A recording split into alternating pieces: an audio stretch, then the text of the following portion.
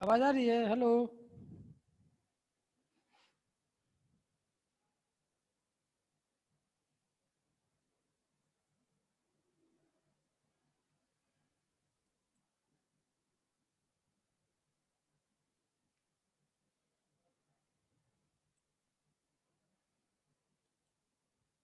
Hello.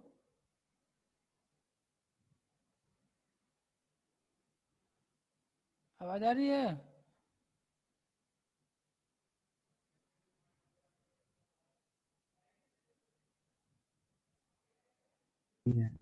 हाँ। Yes, sir. Yes, yes sir. Yes, sir. good morning. Good morning, sir. Morning morning sir. Good morning, sir. Sir, कितना time हो गया था link भेजे हुए? ज्यादा देर से है क्या? क्लिक करिए तो पेमेंट बात कब भेजा क्या लिंक तुम लोग को? कितना टाइम हो गया ये बताओ मेरे को। 13 minutes. चलिए ठीक है।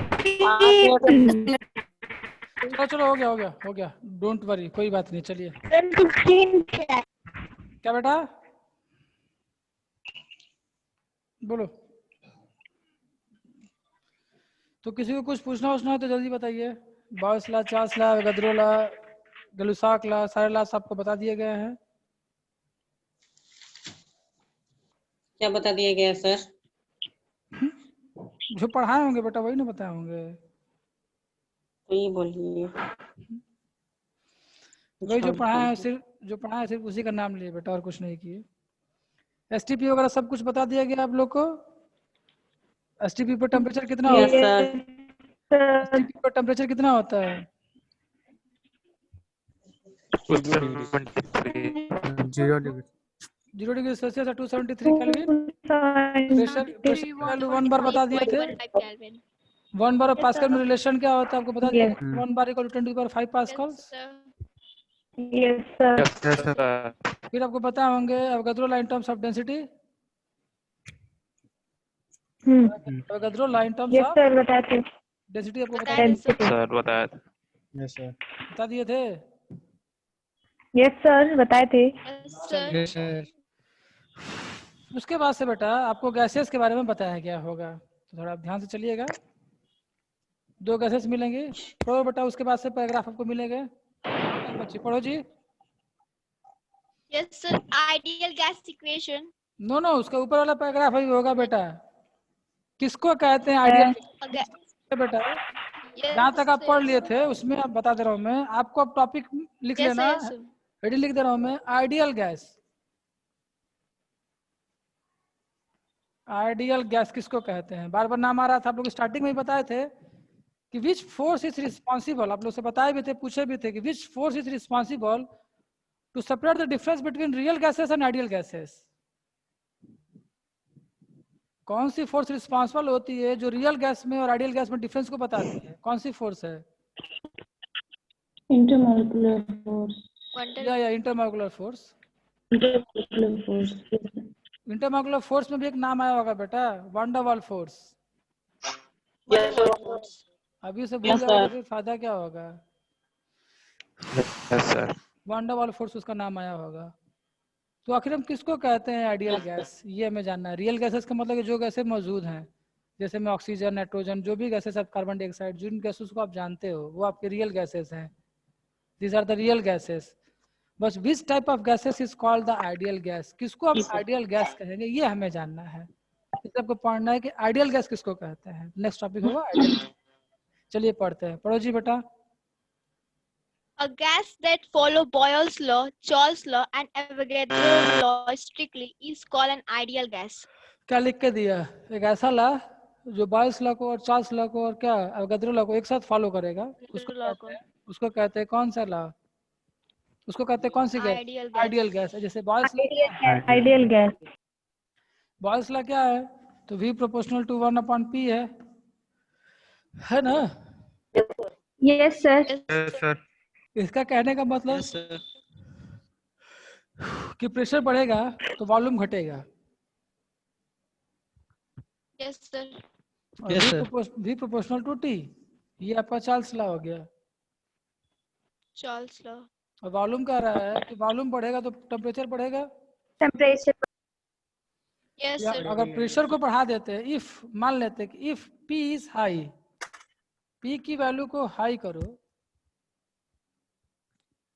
तो वॉल्यूम हमारा क्या हो जाएगा, कम हो जाएगा। डिक्रीज।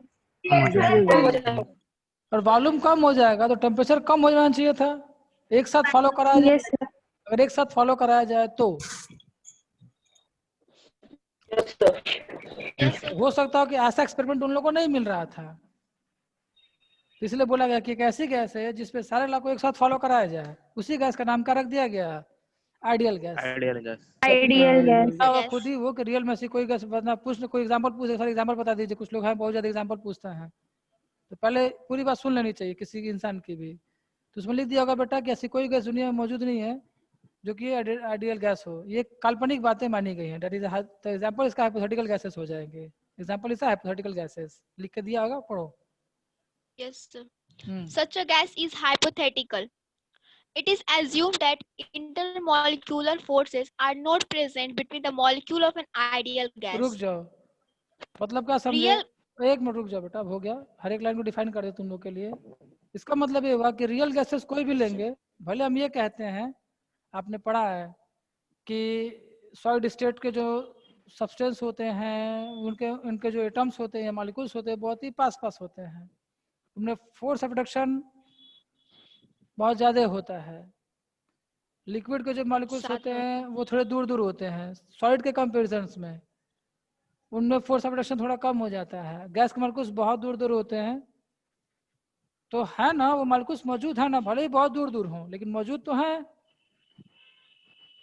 तो जब तक मॉलिक्यूल्स मौजूद, जब तक मॉलिक्यूल्स मौजूद होगा तब तक उसमें फोर्स ऑफ रिडक्शन तो जरूर लगेगा, चाहे वो बहुत कम लगता हो या फिर बहुत ज्यादा लगता हो। लेकिन जब आइडियल गैस मेरे पास है ही नहीं तब उनके मॉलिक्यूल्स की बात करेंगे नहीं, जब उनके मॉलिक्यूल्स की बात करेंगे नहीं तो उन्हें फोर्स ऑफ रिडक्शन का होना ना होना कोई मतलब ही नहीं बनता। इसलिए हमेशा ये मानना है कि रियल गैसेस में ये माना गया है कि उनके मॉलिक्यूल्स के बीच में फोर्स ऑफ रिडक्शन होता ही नहीं है। गैस में हम कह सकते हैं कि थोड़ा बहुत होता होगा, थोड़ा बहुत होने के कारण उसको नेग्लिजिबल मान लेते हैं, लेकिन इसमें एक्यूरेट नेग्लिजिबल इसमें है ही नहीं। That is the difference between real gases and ideal gases. ये डिफरेंस है कि उसमें थोड़े बहुत फोर्स, मतलब रियल गैस में और आइडियल गैस में कंपैरिजन करेंगे तो हम ये कह सकते हैं कि रियल गैसेस में फोर्सेस मौजूद हैं लेकिन आइडियल गैस में फोर्सेस मौजूद नहीं है। समझ गए? Yes. Yes sir. आप पढ़ो बेटा। Real gases follow this law only under certain specific conditions. When forces of interaction and practically negligible. हो गया, बता दिए सब कुछ। मतलब रियल गैसेस आइडियल गैस का फॉलो तब कर सकती है जब उसके बीच के फोर्सेस को हम क्या मान लें, नेग्लिजिबल मान लें, तब हमारी रियल गैसेस क्या बन सकती है। अब तुमसे कोई पूछा जाए कि रियल गैस, हाँ रियल गैसेस आइडियल गैस का बिहेवियर शो क्यों नहीं करती है, या फिर नॉर्मली क्वेश्चन हमने पूछ दिया कि why the O2 gas do not behave like oxygen बोल दिया, sorry, why the O2 gas do not behave like ideal gas. इसका मतलब कि O2 एक रियल गैस हो गई और आइडियल का बिहेवियर इसलिए शो नहीं करेगी क्योंकि उसके बीच में क्या मौजूद होगा, फोर्स मौजूद होगा, भले ही बहुत कम हो, बहुत ही कम क्यों ना हो लेकिन उसमें फोर्स मौजूद है, इसीलिए। समझ में आया? Yes sir. चलिए हाँ बेटा पढ़ो। In all other situations, this deviates from ideal behavior.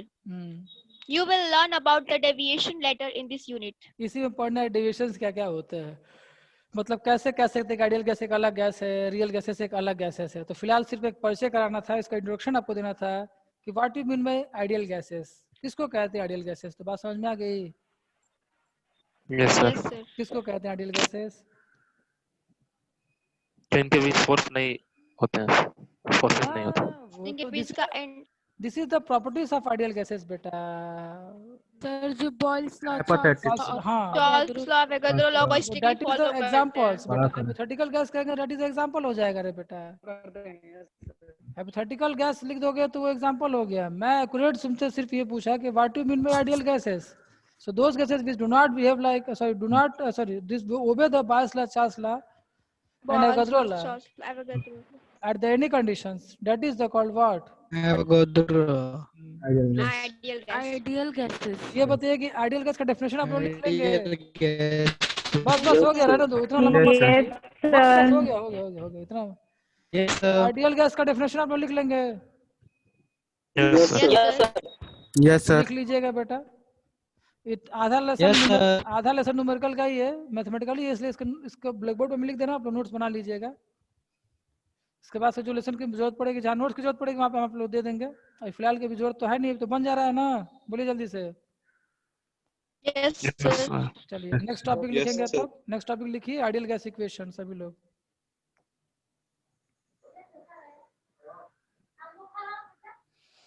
Ideal gas equation, अब तक आइडियल गैस को पढ़ रहे थे, अब उसका इक्वेशन क्या होगा।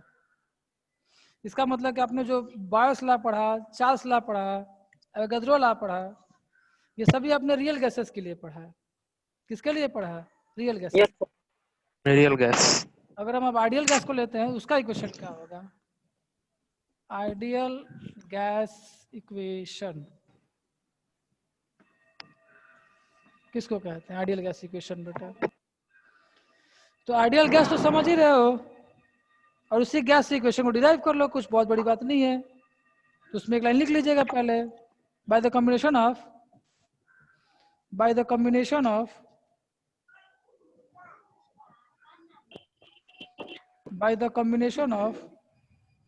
एक सेकेंड, एक मिनट, सॉरी जी, बोलिए कौन सी गाड़ी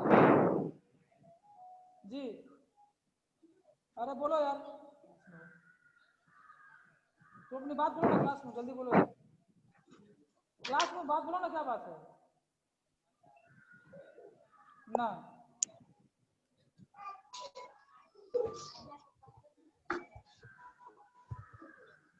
जी बोलिए, sorry.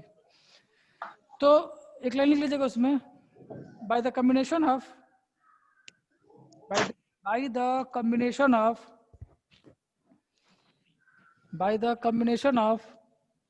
Bayes law, Charles law, and Avogadro law.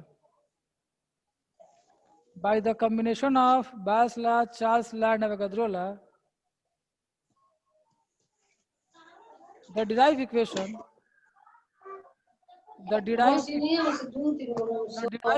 Mute कर लो बेटा सभी लोग। A derived equation is called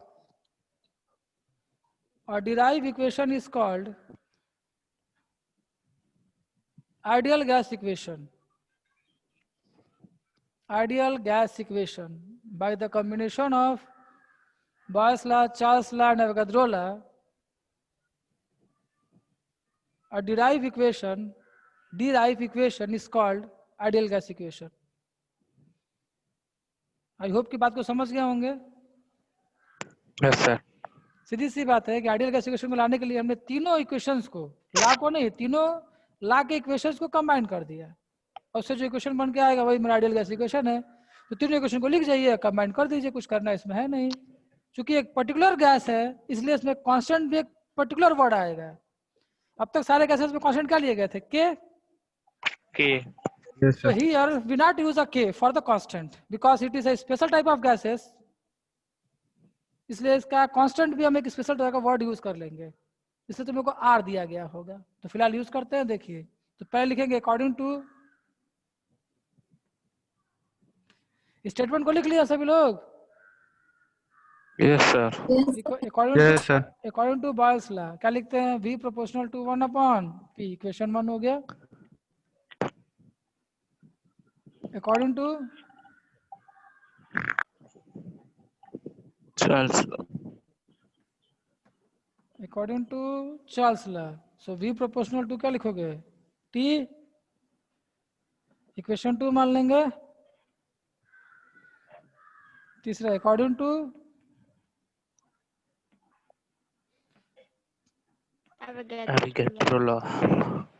Avogadro law, तो V प्रोपोर्शनल टू क्या लिखेंगे? N। Equation N। थर्ड। ये ला कह रहा है कि V प्रेशर के इनवर्स में है, ये कह रहा है कि V प्रेशर के टेम्परेचर में डायरेक्ट में है, ये कह रहा है कि V N के साथ डायरेक्ट में है। सबकी लेफ्ट साइड तो V है। Yes sir. तो सबको राइट साइड तो कंबाइन कर देंगे, कंपेरिजन करेंगे, कंपेयरिंग इक्वेशन 1, 2 एंड 3 कंपेयर करेंगे तो क्या लिखेंगे? V प्रोपोर्शनल टू क्या लिखा जाएगा? बोलो 1/P into T into N। Yes sir. Yes, sir. Yes, sir. नहीं हो जाएगा? यस सर, हो जाएगा सर। जल्दी बोलो वरना मैं आगे जाके पीछे नहीं आता। जल्दी बोलो, याद समझ में नहीं आया ये नहीं कि सर एक बार फिर बता दीजिए। यस सर, समझ रहा है ये सर। तो बताने वाला हूँ नहीं मैं, ये तो याद रखना। मेरे से एक बार पढ़ो, अच्छे से पढ़ो बस। बाकी टीचर की तरह थोड़ा सा अलग हूँ, क्या करूँ अब? बाकी लोग की तरह बोलूंगा कि नहीं कि तुमको नहीं आता तुम 10 बार पूछो मेरे से। तुम 10 बार मेरे से पूछोगा ना तो मेरे को चिढ़ हो जाएगा। इससे बढ़िया कि मैं तुमको एक बार बताऊंगा, वही बेटर बता दूंगा बस। याद क्लियर है? Yes Yes, sir. sir. Yes, अब sir. इसको इक्वल टू में चेंज करो बेटा। तो इक्वल टू में चेंज करेंगे तो कोई ना कोई कांस्टेंट जरूर लेंगे। Yes, sir. Yes, sir. Constant को ले लिया गया है आर। Please, क्या sir. लिया गया है? R. आर ले लिया गया। R. तो 1/P हो गया ये, इंटू टी हो गया, इंटू भी हो गया। इंटू मत लगाओ, इंटू रहने दो। अब इसका मल्टीप्लाई हो जाएगा तो पीवी इक्वल टू क्या हो Yes, sir. जाएगा? N R T. P V equal to MRT. N R T. बे कौन एम बोला? एनआरटी। एन दिख रहा है तुम लोग को? एन है, एन।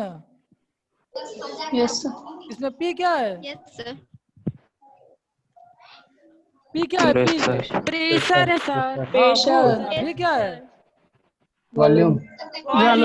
एन क्या है? Number of mole. R number of amount. Constant. Constant. किसका? तुम लोग का? सर। किसका कांस्टेंट है वो? Ideal gas equation. sir. Ideal gas का। इसलिए आर को क्या बोलेंगे? Constant of ideal gas. लिख दिया बे, gas R constant. is called gas constant. क्या बोलेंगे उसको? Gas constant. हाँ, और टी क्या है इसमें? टेम्परेचर। temperature. कौन बोला बे? टेम्परेचर। फीस देकर पढ़ते हो कि बिना फीस का पढ़ते हो जी बच्चों? टेम्परेचर है वो। Absolute temperature. हाँ गुड बेटा। हाँ Absolute. Absolute temperature. बात समझ में आया? Yes sir. ये एब्सोल्यूट टेम्परेचर है, मतलब हमेशा किस में रहेगा? केल्विन में। तो जल्दी से लिख लो। Kelvin में। This is the ideal gas equation for n मोल। कितने मोल का ये? मोल। कितने मोल है इसमें? n। One mole. N mole. तो लिख लो, नीचे लिख लेना है। This is the ideal gas equation for n mole. This is the ideal gas equation for n मोल। लिखो, जल्दी लिखो तुम लोग। Sir, हो गया।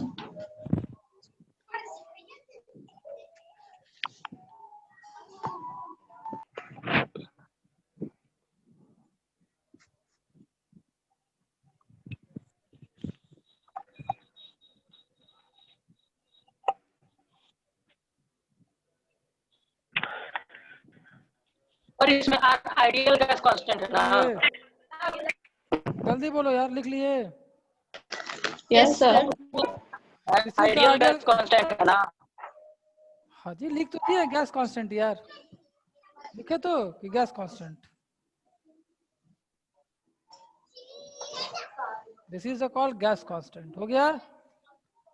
अब इसी को कहेगा कि ideal gas equation for 1 mole. 1 mole का बताओ तो क्या लिखेंगे? PV equal to NRT.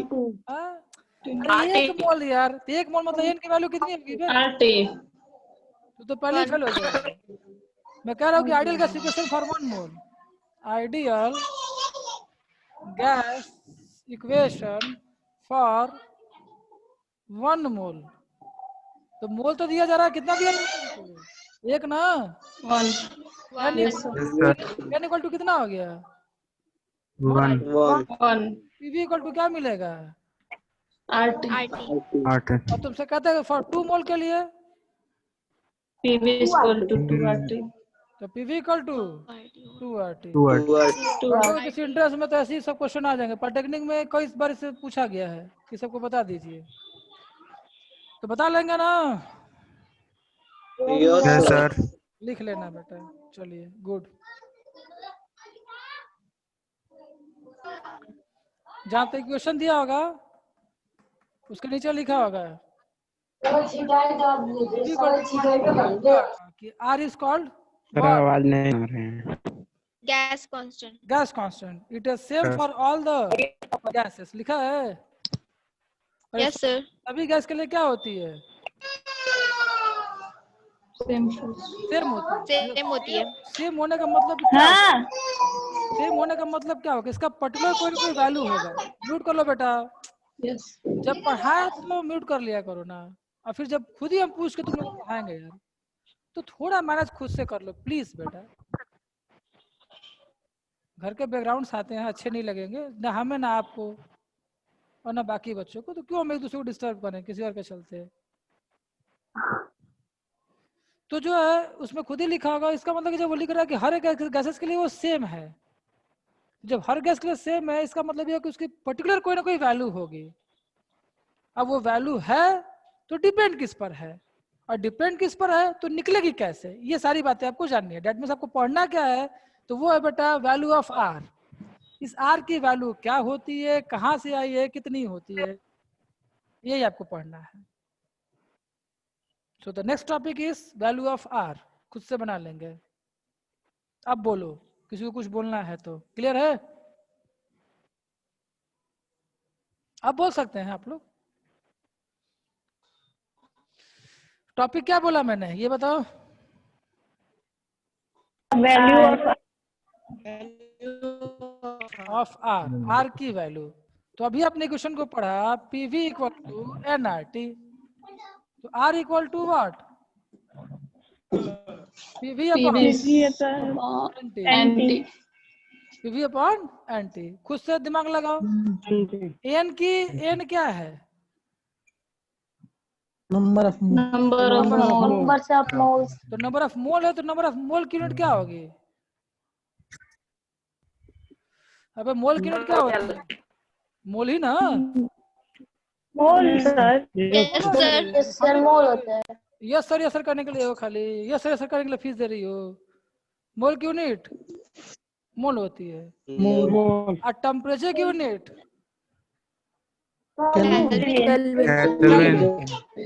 Kelvin हो गया। दो चीज पी और भी, पी और भी। इसके तो कई यूनिट है प्रेशर के, इनका कोई यूनिट नहीं है। Yes sir. इनका एक ही यूनिट है। टेम्परेचर की एक ही यूनिट हो गई। अभी मतलब कोई बोलेगा 100 डिग्री सेल्सियस होता है, वो कॉमन यूनिट है, मेरे को यूनिट से मतलब है। वो केल्विन हो गया। तो पी की कई यूनिट है, ये वॉल्यूम है। वॉल्यूम का भी कई यूनिट होता है। इसका मतलब कि आर की वैल्यू डिपेंड किस पे करेगी? पी पे और वी पे। जैसे यूनिट आएगा, अगर यूनिट को चेंज कर देंगे, अगर प्रेशर की और वॉल्यूम की यूनिट चेंज हो जाएगी तो आर की वैल्यू भी चेंज हो जाएगी। That means what? Simple you can say that the value of R is depend upon the P and V. R की जो वैल्यू है किस पे डिपेंडेंट है? पी और वी पे। बस वही आपको डिस्कशन करके दिया गया है। याद रखिएगा, पहला first value, first case.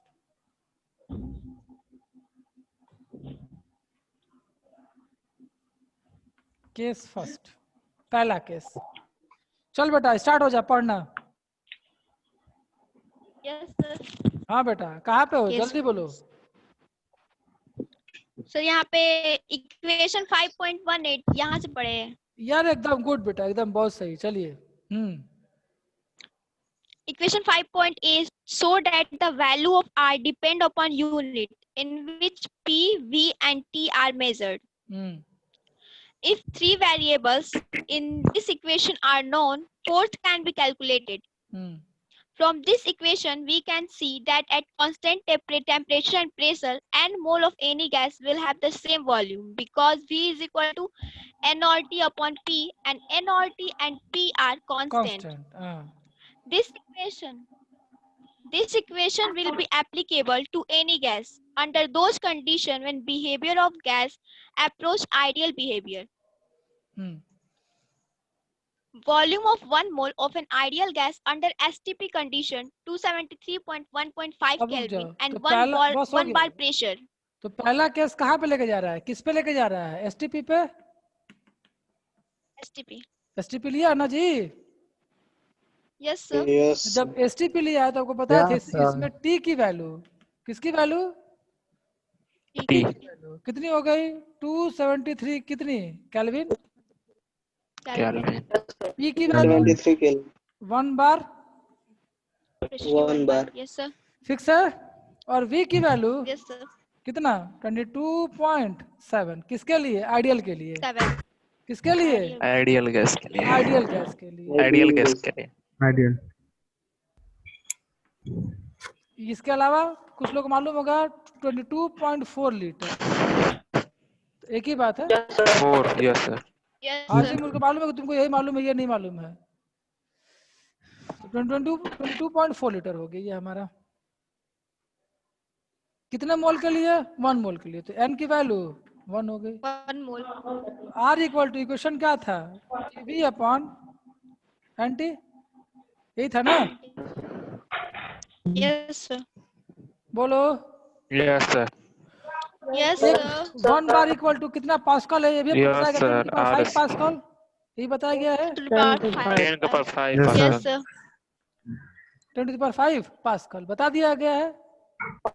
Yes sir. Yes, अब ये sir. सारी वैल्यू अगर आप पुट करते हो तो देखो लिख के दिया होगा, P की जगह पे 10 to the power 5 क्या पास्कल इनटू Pascal. V की जगह पे क्या, तो लिख के दिया होगा 22.7 इंटू 10 का पावर माइनस 22.7. ये लीटर है बेटा, ये लीटर है ना? ये किसमें है? लीटर में ना? Yes sir. Liter. Hmm. और यहाँ पर Yes, रखा sir. होगा Yes sir। मीटर क्यूब में, मीटर क्यूब मिला? Yes sir. 22.7 Yes sir। 10 to the power -3 metre cube किसकी वैल्यू हो गई? V की। N माने कितना मोल? 1 मोल। और 1 टेम्परेचर की mole. वैल्यू 1 मोल। 273 केल्विन। 73 केल्विन हो गया। तो R की वैल्यू निकाला Yes, sir. होगा 8.314 3114. मिला? पहला Yes, sir. Yes sir। इसकी यूनिट तो बता ही लेंगे, यूनिट क्या हो जाएगी? तो pascal into metre cube mole inverse और केल्विन इनवर्स। Kelvin इनवर्स ना रे, inverse। Yes sir. खाली केल्विन बोलेगा, Yes, sir. दिमाग खराब है। Kelvin inverse. क्लियर बेटा? पहला केस, फर्स्ट केस बदल, जल्दी बोलो। Yes sir. सर वहाँ पे नहीं समझ में आया 10 to the power -3। अब जाना तो नहीं समझ में आया तो बेटा अब क्या कर सकता हूँ? मैथ नहीं पढ़े हो? लीटर लीटर मिलीटर समझाऊं? हाँ thousands into किए हैं। अरे वॉल्यूम इक्वल टू, हाँ सर समझ में आ गया सर। अरे रख नहीं दीजिए। अरे तू समझा के मानूंगा अब मैं। Volume equal to, metre cube जल्दी बोलो। मीटर क्यूब मीटर की यूनिट है बेवकूफ। Volume equal to length into breadth into height, Breadth into height. Math की भाषा में। तो मीटर क्यूब नहीं होगा? Yes Yes Yes sir। sir. और केमिस्ट्री की भाषा में वॉल्यूम की यूनिट लीटर हो गई। इसका मतलब कि इन दोनों में रिलेशन है। इसको चेंज करते। हाँ, तो that means convert the litre into metre cube बेटा, यही तो काम किया गया है। समझ में आ गया है? जल्दी बोलो, टाइम कम है। यस सर आगे I बढ़िए। guess. बस आगे कहाँ से बढ़ सकता हूँ? आगे पढ़ा सकता हूँ, आगे ब्लैक बोर्ड है मेरे, बढ़ूंगा नहीं, चिंता मत करो। चलो, तो ये पहला तरीका हो गया। इसका मतलब ये हो कि बाकी के सारे जो तरीके हैं हमें निकालने का वो यही है बेटा, यही पैटर्न है हमारा।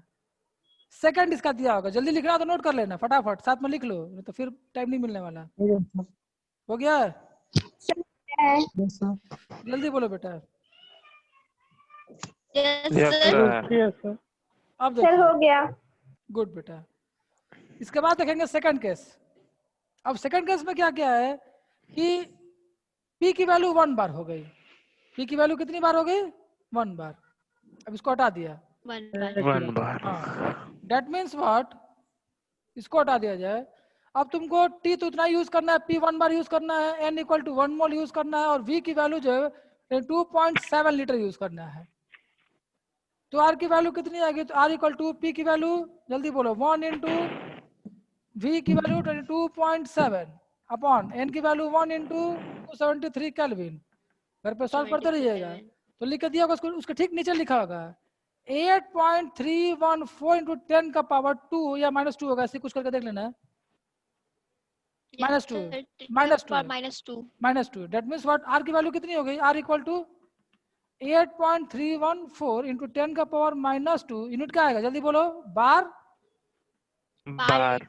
बार into litre, mole inverse, Kelvin inverse. Kelvin inverse. तो ये आर की दूसरी value. Inverse. Mole inverse. Mole inverse. बस हो गया, मालूम है सबको, समझ में आ गया डांट खाने पे। अब ये होगी आर की दूसरी वैल्यू। तो ये वैल्यू तब आई होगी जब आपने वॉल्यूम पी की जगह पे कितना लिखा होगा? 1 1 बार। 1 क्या?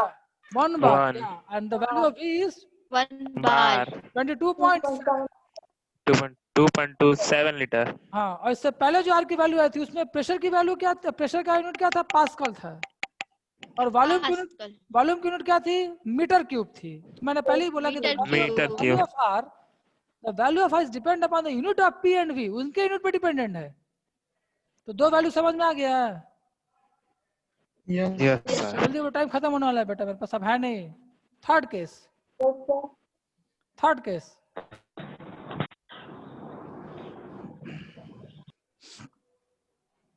बता दें? Yes, sir. अब उसी चीज को देखोगे, नीचे लिखा होगा तुम लोग को,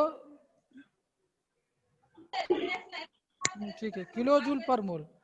थर्ड लिखा होगा किलो जूल पर मोल में। इसका मतलब कि बार, लीटर और केल्विन।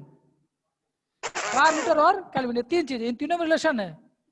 तो लिखा होगा R equal to 8.314 kilo joule पर मोल। मोल इनवर्स एम के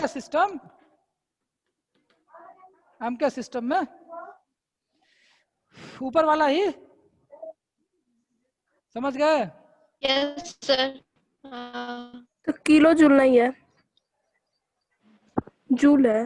सॉरी, जूल है। जूल केल्विन दिया है सर। केल्विन है। जूल हाँ, इनवर्स केल्विन। हाँ, inverse Joule kelvin. Kelvin inverse. Kelvin mole inverse, inverse, mole inverse. Kelvin inverse. हाँ, sorry.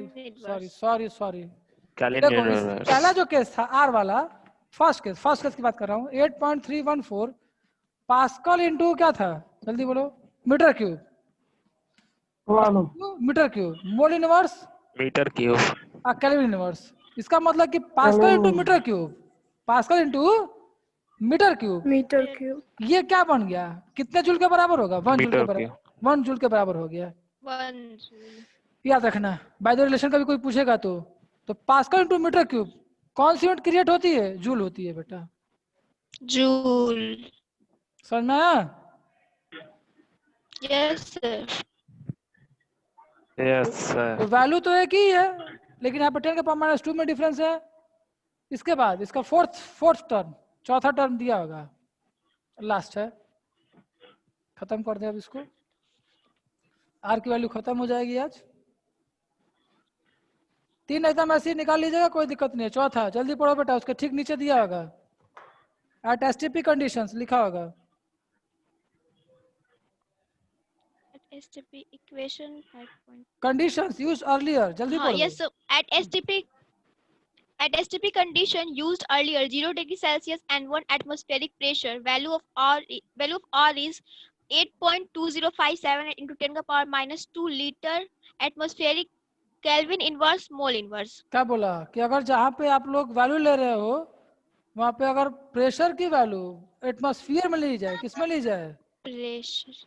Pressure की वैल्यू किस में ली जाए? एटमॉस्फेयर में बेटा। पहले वाले में किस में लिए थे? पास्कल में। फिर किस में लिए? बार में। अब पी की वैल्यू किस में लिया जाए? 1 एटमॉस्फेयर में। किस में लिया जाए? तो R की वैल्यू कितनी One आएगी? one atmosphere. 0.0821.